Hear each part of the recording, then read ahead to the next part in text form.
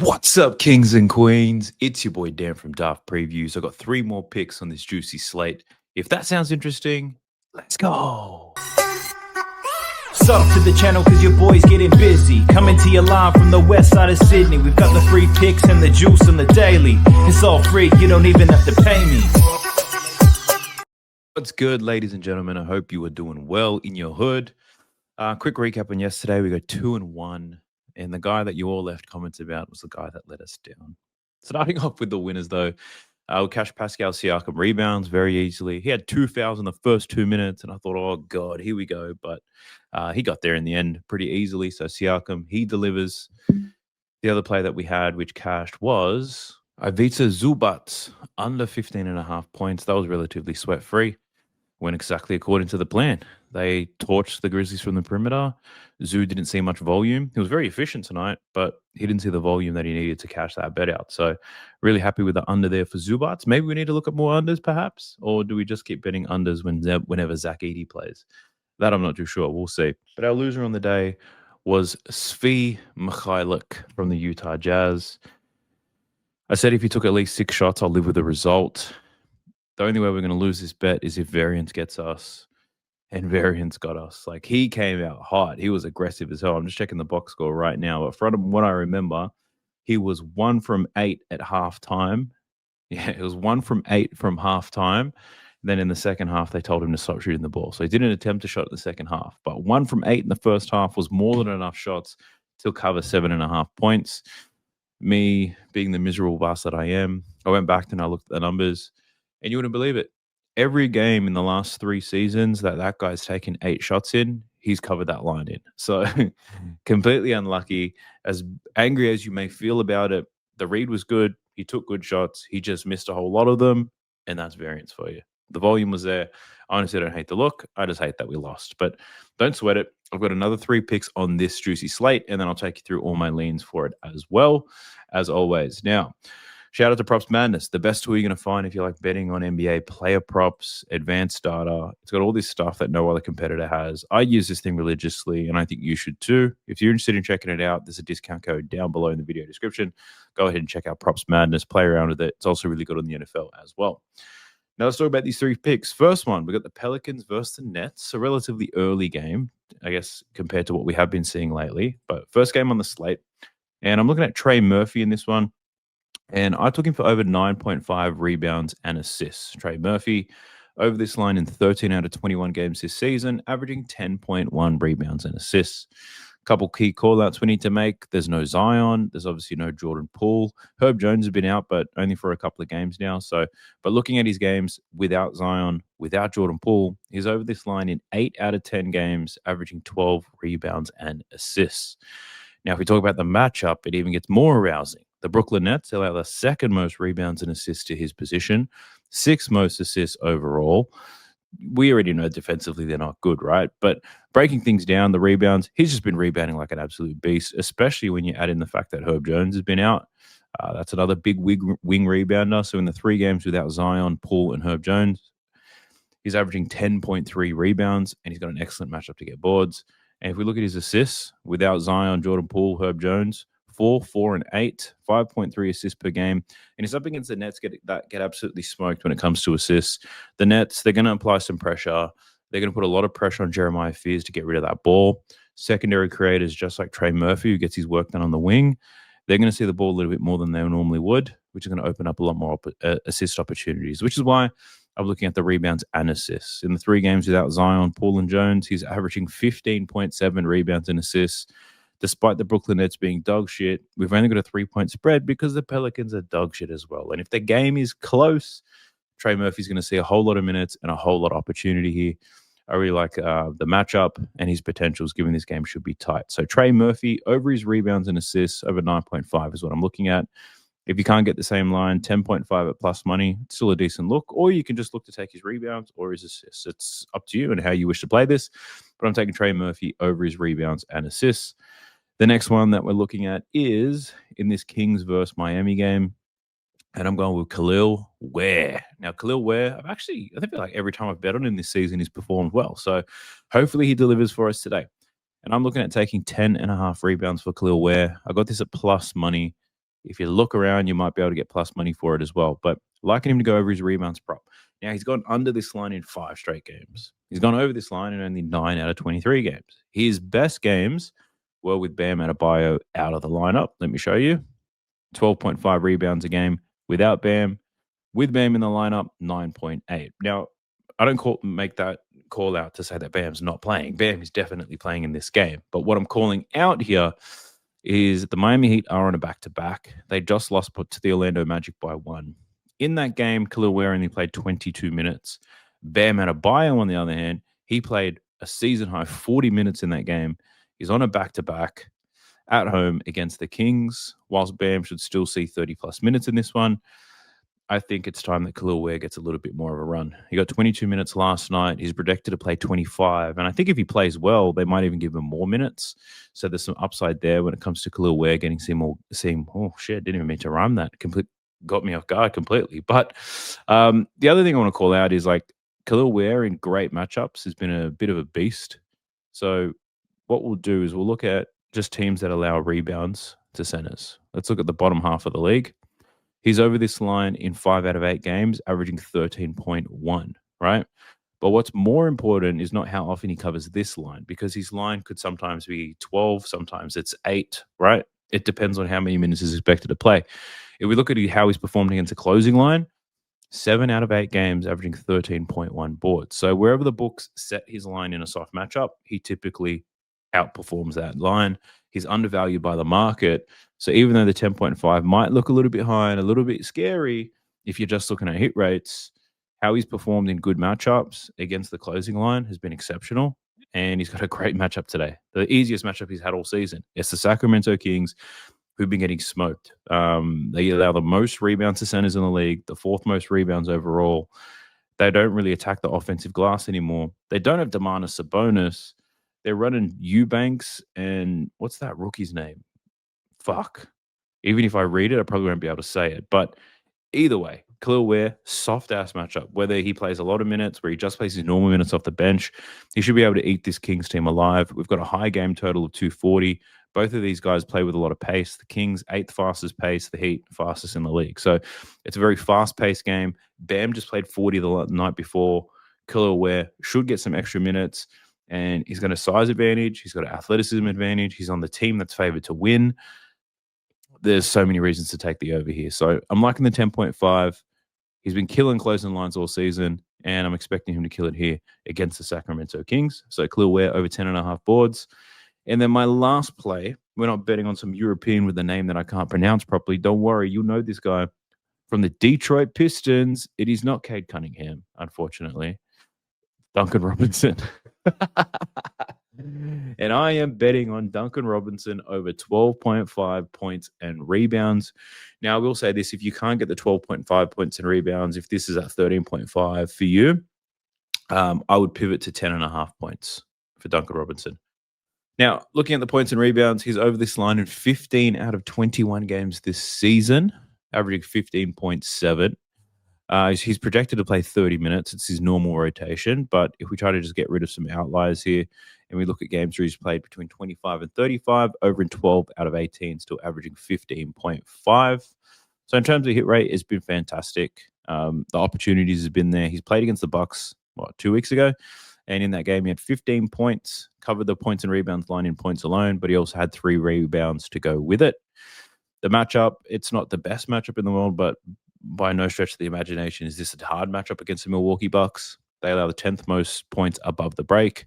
They've done decently well against spot-up shooters and people in catch-and-shoot scenarios, but this is a trend that I've noticed specifically in Giannis games. The games without Giannis.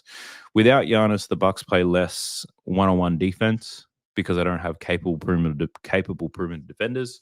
We just saw last night against the Philadelphia 76ers, the Bucks, they did a lot of double teaming and a lot of trapping on high usage guards. So Tyrese Maxey, they clamped him up. They got the ball out of his hands. If you're somebody who bet on Tyrese Maxey last night, I apologize because he did nothing in that game.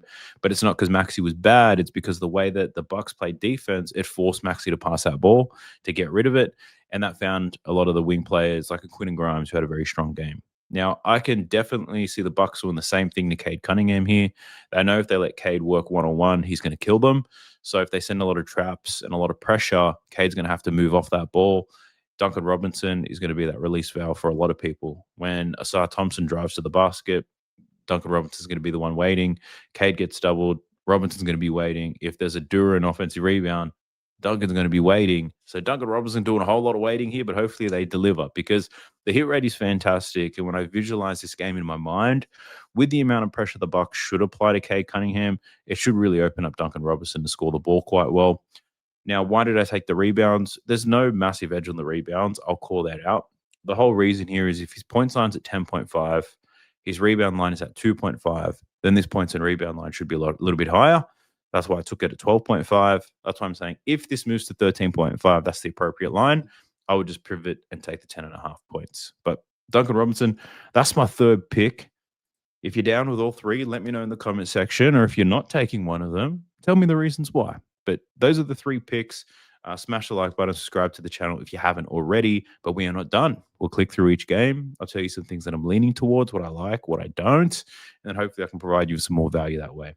Now, in this Pelicans and the Nets game, there's a couple of other things I considered. Michael Porter Jr., he's just been a beast. In soft matchup, Michael Porter Jr. has really delivered. 25.5 points is a little bit steep. It's a little bit high, but he's more than capable of hitting this. 25.5 is the highest line Michael Porter Jr. has had all season. So I will call that out. I considered it, but it is high. Danny Wolf, bet on Danny Wolf in the last game, but in that last game, he played 28 minutes, had a pretty high usage too. But in this game, he's only projected for 19 minutes. So it's not fair to assume the same type of shit from him. Despite the pretty good matchup, he's not going to see the same opportunities based on the projections, that is. Looking at these Pelicans, Derek Queen's one that I considered when it came to scoring the ball. The Brooklyn Nets have been getting absolutely smoked around the basket. They get hammered in the restricted area. And without Zion, Derek Queen takes the most shots around the basket for this Pelicans roster. Yves Missy is also a game time decision as well. If he's out, Derek Queen should be able to solidify himself and get some extra minutes there. So he should have a very strong offensive game against the Nets, but they could randomly pull Derek Queen like they have in the past and cut his minutes real short. So I think that's the risk. We've got the Hawks or the Wizards. Fun's almost over if you've been betting on the Hawks because Trae Young's coming back soon. He's doubtful to make this game, which means he's getting closer to playing.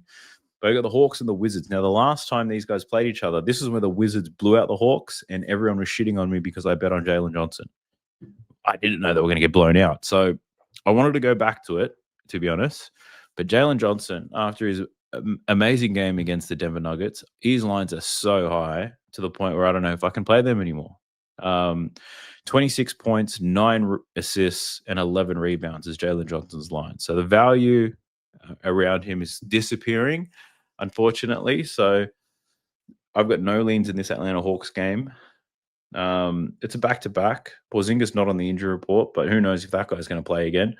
The Wizards have quite a few players on theirs. CJ McCollum had a season-high 46 against the Atlanta Hawks last time. It makes sense to bet he's over given the amount of injuries they have, but it also makes sense to bet their unders given the Atlanta Hawks are not going to let him do that again, I would assume. But, yeah, probably no value for me in that particular game right now. Warriors versus the Cavs. Warriors obviously still banged up. Not only is Curry out, but Butler's questionable. Draymond's questionable. This could potentially be a blowout, so I don't want to entertain it right now. 7.5 point spread. Cleveland might see Darius Garland back in this one too. So Jalen Tyson, I'm going to say it again. I've mentioned this guy like 3 or 4 videos in a row of how he's a strong lean of mine. And every time I have it as a lean, I still don't fucking bet it myself, and he absolutely crushes it. Now, Jalen Tyson's projected for 29 minutes right now, but the Darius Garland news may or may not change that. I'm not too sure. I think he should still see quite a few minutes given they don't have too many wings. But the Warriors, not the easiest matchup for him, but he can get out in transition, score in the spot up. He's not the focal point of their offense anyway. So 11.5 points for Jalen Tyson, I think is a little bit too low, if you're asking me. Bucks versus the Pistons. So I wanted to bet Cade's unders, but if I'm betting Cade's unders, it would be for the same reason I'm betting on Duncan Robinson's overs, and there's no point in me taking both of them.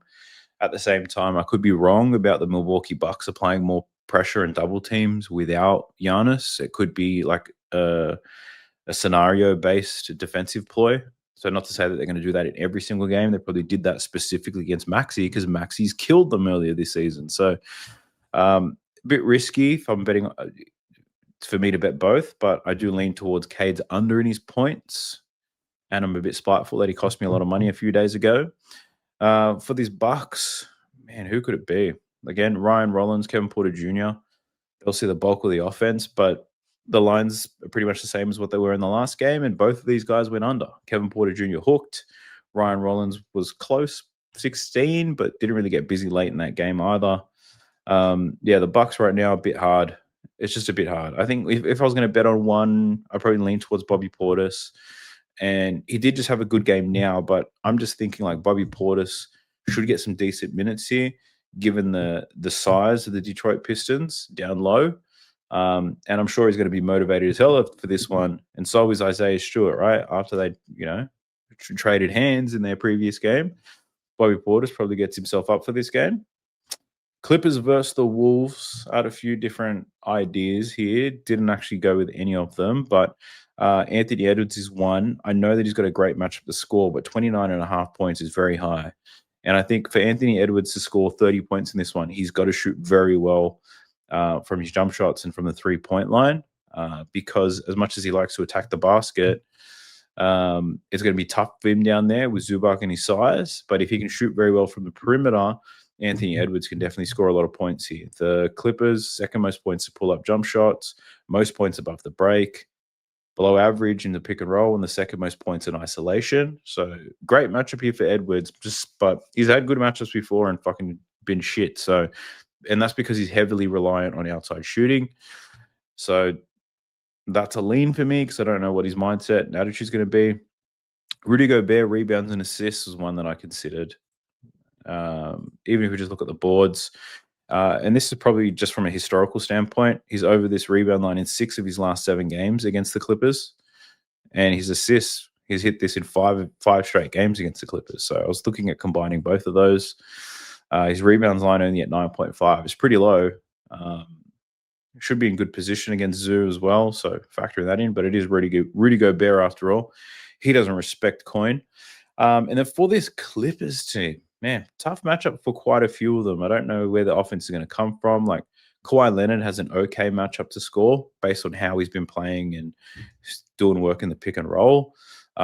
Also should have some success with the pull-up jumpers, but yeah, it's a back-to-back game for the Clippers. 23.5 feels like it's just about right, if you ask me. And I wouldn't be surprised if the Timberwolves blow these guys out. The Clippers are not a great team this year, so I'm a little bit hesitant on that. Then we got the Sacramento Kings versus the Miami Heat. I was excited to look at the numbers in this game because it's such a fast-paced game. There should be a lot of points, but points, rebounds, assists should be there. But who takes advantage of that? Tyler Hero is doubtful to play for Miami, so Norm Powell's one who could definitely go off.